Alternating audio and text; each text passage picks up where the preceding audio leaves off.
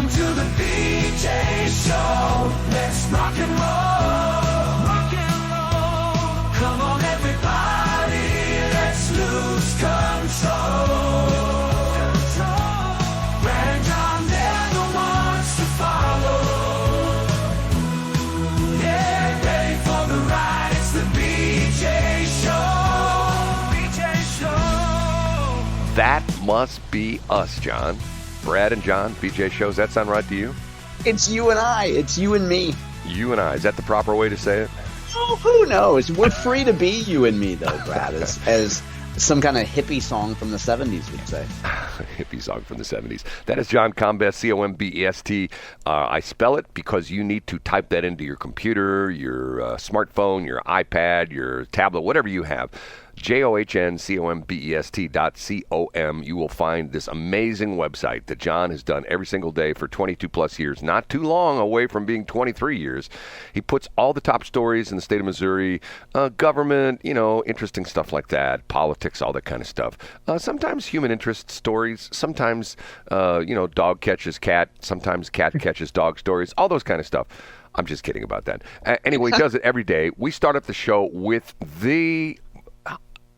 God, you know what? And I something just hit in my head. I didn't talk about this the other day. We need to talk about Kasem. What's your name again? I'm Kasem. And we start off with... Now on with the countdown. In third place... Thank God Kasem is 6 feet deep, Brad, because that way he can avoid some of the diseases ravaging the world and the diseases that Missouri health officials are on the lookout for, specifically Mpox, Brad. Don't you dare call it monkeypox. I don't want to hear you saying the words monkeypox. Do you understand me, Brad? Here we go again. I don't understand. It was monkeypox, and now it offended people, so now it's Mpox. It's incredible.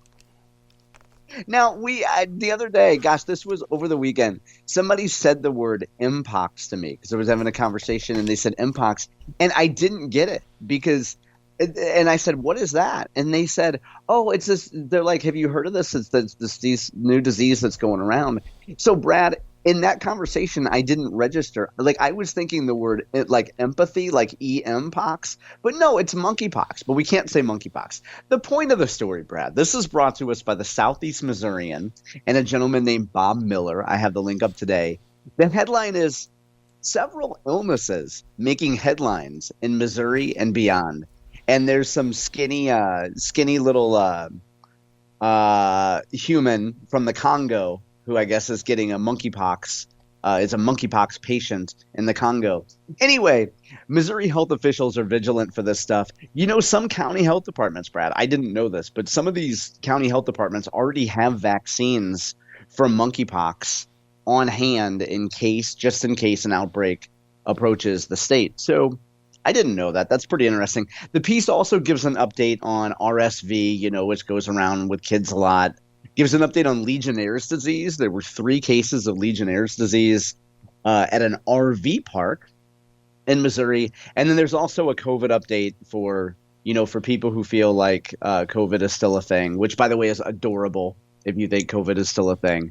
They gave a statistical update on COVID, too. So beware for Mpox, Brad, and don't you dare call it monkeypox. John, I had the same reaction. The first couple times I heard Mpox, I thought to myself, what is Mpox? And then and I swear, you and I were on the same page here. I thought to myself, okay, there's renaming of the monkeypox. That's what it is. Okay. And real quick, too, like the other thing is, there was a big trend last year.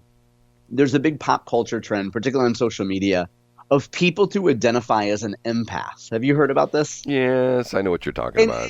So when I heard Mpox, I was like to me that hits the same buttons of, oh, well, it came down with Mpox. She was so empathetic to the plight of others that she came down with Mpox. Well, be on the lookout, Brad. I'm surprised chickenpox hasn't been renamed CPox because all the liberals are going, we don't want to have anything to do with Chick-fil-A, so we're not going to call it chickenpox anymore. It's going to be CPox. Okay, that's whatever. A great, Brad. All I have to say is that joke was foul. But you egged me on. Up a notch to number 2.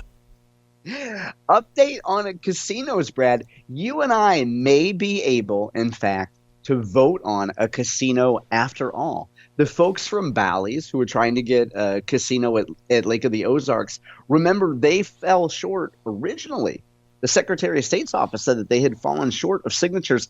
However, they filed a lawsuit, they being Bally's, filed a lawsuit yesterday because they said that they have gone through the signatures that were rejected, that were declared to be invalid, and found 2,500 signatures that would indeed be valid. And if those signatures are valid, then this casino initiative deserves to be on the November ballot.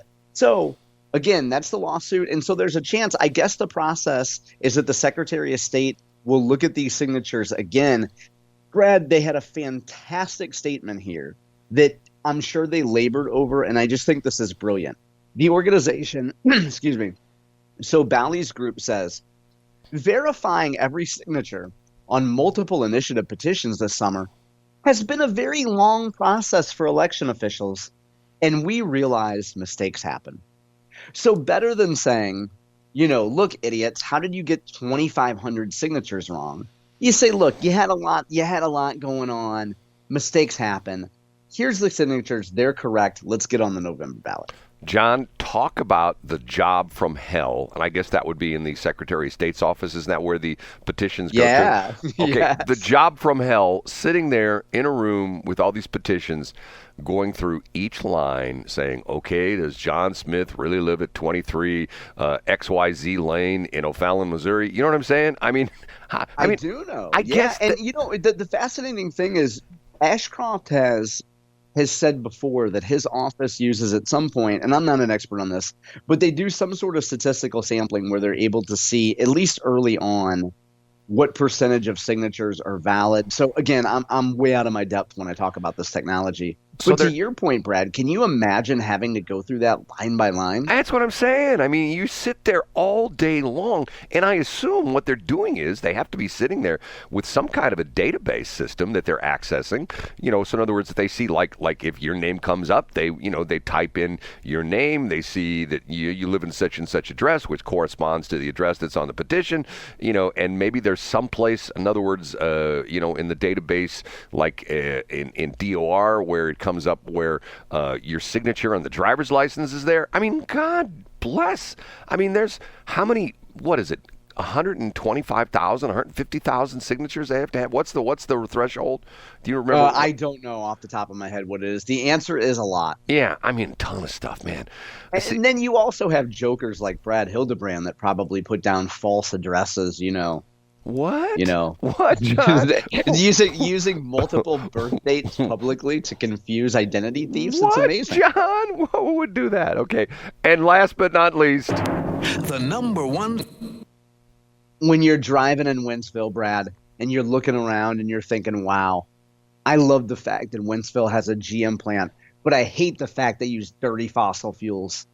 Well, Brad, you're in luck, because GM says that they've added enough solar energy to power Wentzville and 2 other plants, Brad. So no longer, when you think about the Wentzville GM facility, will your conscience be riddled by the fact that it's powered by these disgusting, dirty fossil fuels. Isn't this great news, Brad? Wentzville will completely be powered by solar now. John, hold on a minute now. No, let me. What you're saying is they actually put in a solar farm adjacent to their plant in Wentzville? No. They've purchased power from Newport, Arkansas. They entered a 15-year purchase agreement with North Star Clean Energy. By the way, the story is brought to us by Bryce Gray from the Post-Dispatch. And according to General Motors, the deal to purchase the solar energy from this Arkansas company is its largest ever purchase of renewable energy. John, I need to get an expert on this because of the fact that I'm still troubled by a story you had, I don't know, a couple months back, where this was Ameren, where they were buying a solar farm down, I think in central Missouri, Montgomery County or something like that. I don't know if you remember this story. Yep, I do. But I do. The crazy part of this is, remember part of the story you said that if you wanted to get solar power, you paid, what was it, like $20 a month extra or something like that? Yeah, you pay extra. And I'm thinking to myself, once again, I'm not electrical engineer, but I know enough about electricity and the power grid to say, okay, if General Motors purchases power from a company in Arkansas, how do they get it to Wentzville? It's not like you put it in a truck, you load it in the back of a truck, or you fill it into a tanker like fuel would be or something like that, or you put it on the internet. I mean, is this like an offset deal? Is that essentially what they're saying? It's an offset? No, I don't think so. Well, I don't think so, well, how do Brad. they get the- I don't know enough about Well, how the do they engineering of it to know how it works. how do they get the power from Arkansas to Wentzville? I don't know, Brad. But see, I say this is BS. I say this is But hold on. So if it's so you might know about this. If the solar project is in Arkansas, it can't be impossible to get that power here, right? Yeah, but wouldn't it? But the way the grid system works, the grid system has all these interconnections all over the country, except for Texas, which is not on the grid, which is sort of interesting. They're in their own little separate little universe as far as electricity is concerned. Once again, I know more about this than I should, okay? And I've done a lot of reading on this. Okay, the grid system works where, like, for example, Quiver River, okay? There are people in St. Charles County, Warren County, Lincoln County, and there's another county, I think, and Like Pike County. Pike County, yes, Pike County. Thank you very much. They are on Quiver River Electric Cooperative, but Quiver River generates no power. So what they do is they buy power from the other power companies, but they have their own grids. In other words, there's spots in St. Charles County where literally you can be on one side of the street and be on Ameren, and you can be on the other side of the street and be on Quiver River Electric Cooperative. Matter of fact, if you go down up and down Highway T in south of 70 and Forestel, there are two sets of power lines. One side of the highway is Quiver River, the other side of the highway is Ameren. So in other words, they have two separate supply or what they call distribution systems. Okay, how in the world do they get power from Arkansas to Wentzville? I say if they just throw it onto the grid and they're just saying, oh, well, we're just, I mean, I think it's a feel-good kind of thing. It's just like, because what happens is they're essentially just, I think it's an offset, because I get what you're saying. I have no idea how they would get the power there. I mean, once again, my point is, if you're one of those homeowners down in Montgomery County and you pay the $20 more, how do you know 100% of that power comes from that solar field? Well, you don't. Yeah, you know that it doesn't, right? But you're buying it. You're buying into the dream. Is that a scam or what, John? Think about that. But you feel like you're helping, and at the end, isn't that really all that matters? Okay, let's say American Cities Water Company decides they're going to have super pure water. Let's say they tap into a spring out in someplace in St. Charles County, and they say, oh, if you want the spring water from St. Charles County, that's $30 a month extra. And you go, okay, I'm going to pay that. And then all of a sudden, one day they said, you're getting the spring water from St. Charles County. And you say, how's that possible? I'm still hooked up to the same pipe that I've always been hooked up. Yes, but we've got a special technology, wink, wink, wink, that only directs that spring water from St. Charles County into your house. I call BS. And the crazy thing about this is there's enough lawyers in Clayton and also in Madison County, because that's the hub of the class action lawsuit system in the country, that they could say, okay, hold on, this is BS. You're not really getting spring water from St. Charles, or you people in Montgomery City, you're not really getting water from or electrics from the new solar plant or Wentzville. And see, the interesting thing is, why they're going after GM? Why is that? Do you know GM right now, maybe they don't anymore, GM generates their own electricity. Do you know this? No, I didn't know that. They have their own power plant out there. I think they are connected to the grid, but they for the most part, because when you drive by, they got a big smokestack out there. And I've talked to people that work out there, and they told me, there's a whole group of guys that are responsible for manning. Just like, it's to the point where it's sort of like if you go down to Mizzou, Mizzou generates their own electricity. Did you know that? I did not know that. Yeah, Do they have a bunch of co-eds on bicycles? Like, Because if so, I'd watch that.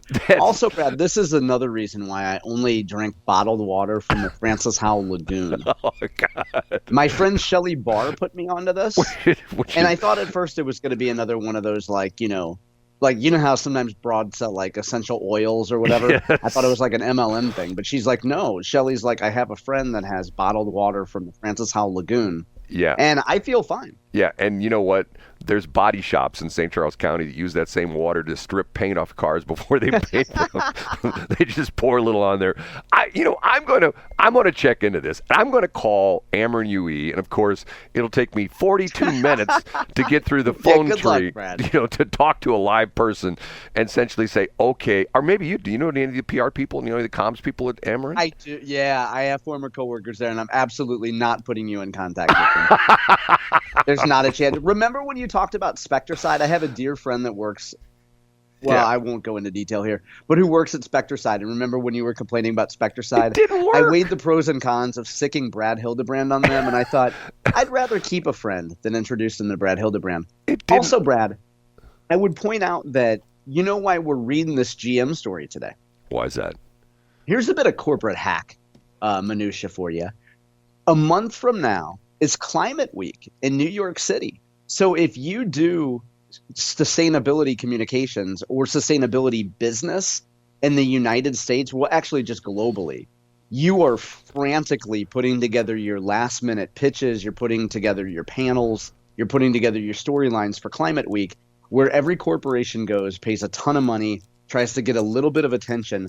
So I'm telling you, I haven't looked it up, but I'm telling you, GM will have some kind of a presence at Climate Week. They'll have company reps. So they're getting out in front of everybody else so that everybody else's announcements at Climate Week seem piddly.